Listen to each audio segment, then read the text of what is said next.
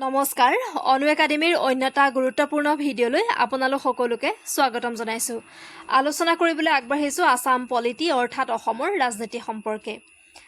আজিৰ এই ভিডিঅ'টোত আমি বিভিন্ন বৰ্ষত অসম লোকসেৱা আয়োগৰ পৰীক্ষাত আহি যোৱা প্ৰিলিমিনাৰী পৰীক্ষাত আহি যোৱা অসমৰ ৰাজনীতিৰ গুৰুত্বপূৰ্ণ প্ৰশ্নসমূহ আলোচনা কৰিম। গতিকে খুবেই এটা গুৰুত্বপূৰ্ণ ভিডিঅ' হ'বলৈ গৈ আছে আৰু এনে ধৰণৰ প্ৰশ্ন আগন্তুক ADRE পৰীক্ষাত অহাৰ সম্ভাৱনা খুবেই অধিক। এটো হৈছে পাৰ্ট 5। আপোনালোকে যদি ইয়াৰ আগৰ ভিডিঅ' কেইটা নাই চোৱা চাই ল'ব আৰু আগৰ ভিডিঅ' কেইটাৰ দৰে এই ভিডিঅ'টো আদৰি ল'ব বুলি আশা ৰাখিলো। গতিকে পলম নকৰি মূল বিষয়ৰ মাজলৈ আগবাঢ়ো। আজিৰ আলোচনাৰ প্ৰথমটি প্ৰশ্ন, the chief commissionership was introduced in Assam in, অৰ্থাৎ অসমত মুখ্য আয়ুক্ত পদৰ প্ৰৱৰ্তন কেতিয়া কৰা হৈছিল?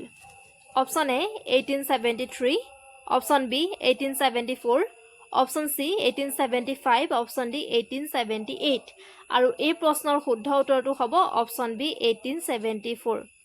1874ত অসমক বেংগল প্ৰেচিডেন্সিৰ পৰা পৃথক কৰি চিফ কমিশনাৰ্ছ প্ৰভিন্স হিচাপে গঠন কৰা হয় আৰু 1874তে চিফ কমিশনাৰশ্বিপৰ পদটো প্ৰৱৰ্তন কৰা হয় অসমত। আৰু অসমৰ প্ৰথমজন চিফ কমিশনাৰ আছিলে R.H. কিটিং। R.H. কিটিং।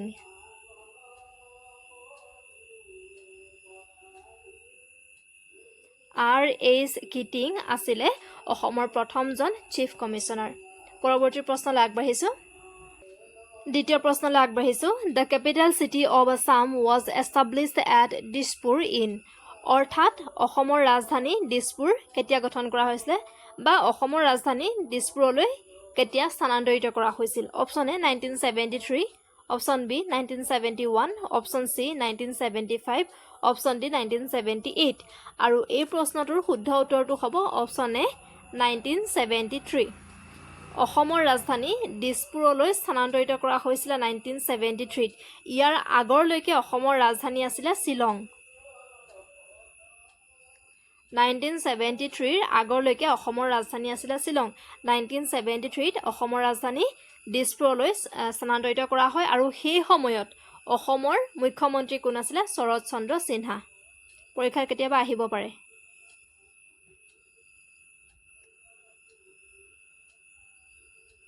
শৰৎ চন্দ্ৰ সিনহা আছিলে অসমৰ মুখ্যমন্ত্ৰী। সেই সময়তে অসমৰ ৰাজধানী দিছপুৰলৈ স্থানান্তৰিত কৰা হৈছিল। পৰৱৰ্তী প্ৰশ্নলৈ আগবাঢ়িছো। 3 নম্বৰ প্ৰশ্নলৈ আগবাঢ়িছো। Baksa district of Assam was created from the parts of which of the following districts, অৰ্থাৎ অসমৰ বাক্সা জিলাখন তলত উল্লেখ কৰা কোনকেইখন জিলাৰ অংশৰ পৰা সৃষ্টি কৰা হৈছিল? Option A Barpeta, Nalbari, Kamrup, option B Goalpara and Kokrajhar, option C Bongaigaon, Kokrajhar, option D Goalpara, Barpeta, Nalbari আৰু এই প্ৰশ্নটোৰ শুদ্ধ উত্তৰটো হ'ব অপশ্যন এ বৰপেটা, নলবাৰী আৰু কামৰূপ। এই তিনিখন জিলাৰ পৰা বাক্সা জিলাখন সৃষ্টি কৰা হৈছে। লগতে এটা small portion of Darrang district সোমাই আছে। বৰপেটা, নলবাৰী, কামৰূপ মুখ্যতঃ এই তিনিখন জিলাৰ পৰাই বাক্সা জিলাখন সৃষ্টি কৰা হৈছিল। 4 নম্বৰ প্ৰশ্নলৈ আগবাঢ়িছো।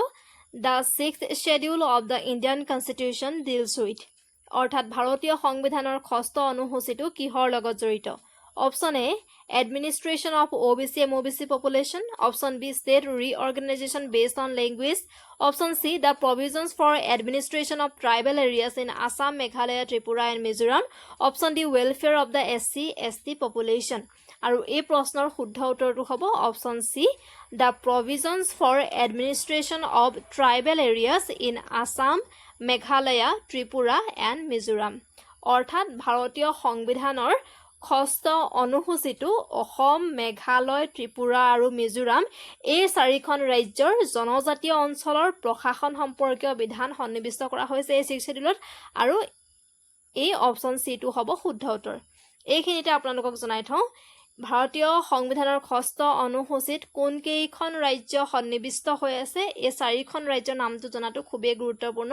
কেতিয়াবা প্ৰশ্ন আহি যাব পাৰে যে ভাৰতীয় সংবিধানৰ 6ষ্ঠ অনুসূচীত তলত উল্লেখ কৰা কোনখন ৰাজ্য অন্তৰ্ভুক্ত নহয়।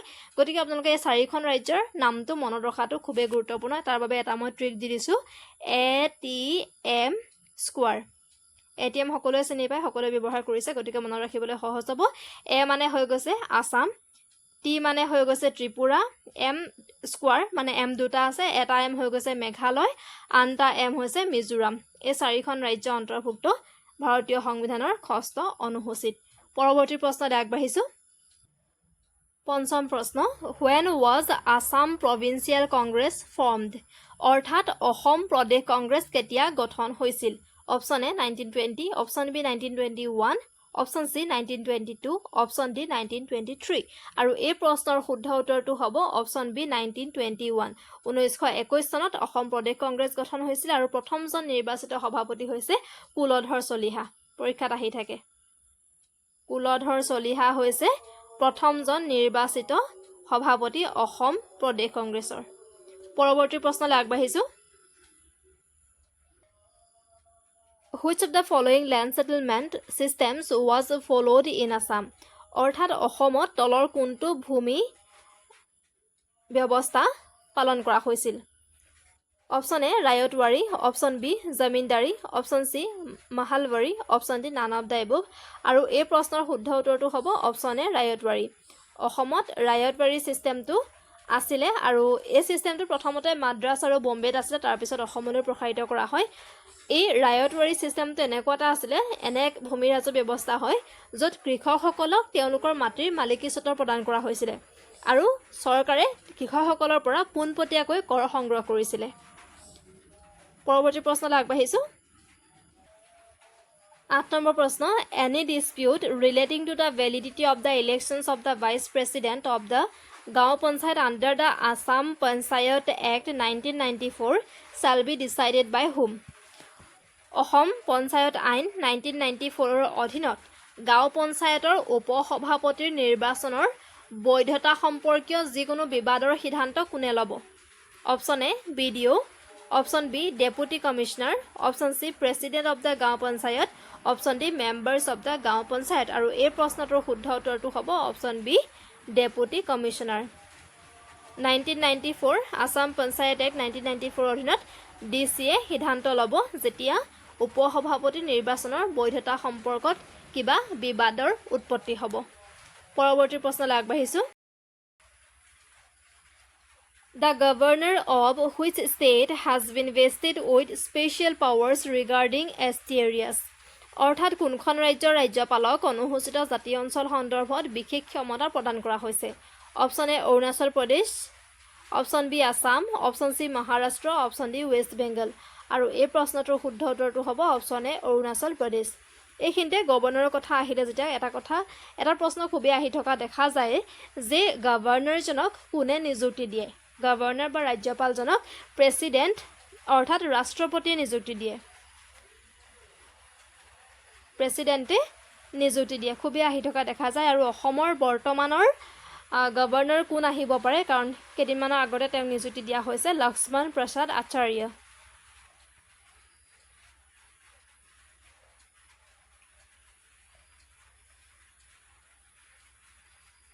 লক্ষ্মণ প্ৰসাদ আচাৰ্য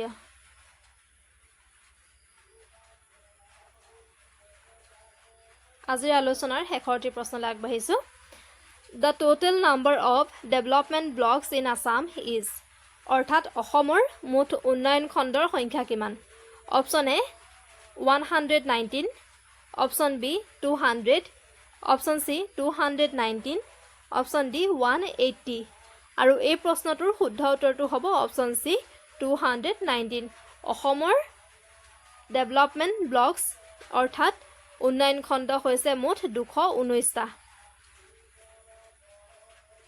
219টা হৈছে অসমৰ মুঠ ডেভেলপমেণ্ট ব্লক বা উন্নয়ন খণ্ড আজিৰ আলোচনাটো ইমানতে সামৰিছো আপোনালোকে কমেন্ট কৰি জনাবচোন এই আলোচনাৰ জৰিয়তে আপোনালোক উপকৃত হ'ব পাৰিছে নাই প্ৰশ্নসমূহ আপোনালোকে কেনেকুৱা পাইছে কমেন্ট কৰি জনাব আৰু যদিহে ভিডিওটো ভাল পাইছে অনুগ্ৰহ কৰি লাইক শেয়াৰ আৰু কমেন্ট কৰি দিব আৰু এতিয়ালৈকে যদি আমাৰ চেনেলটো সাবস্ক্ৰাইব কৰা নাই সাবস্ক্ৰাইব কৰি দিব ধন্যবাদ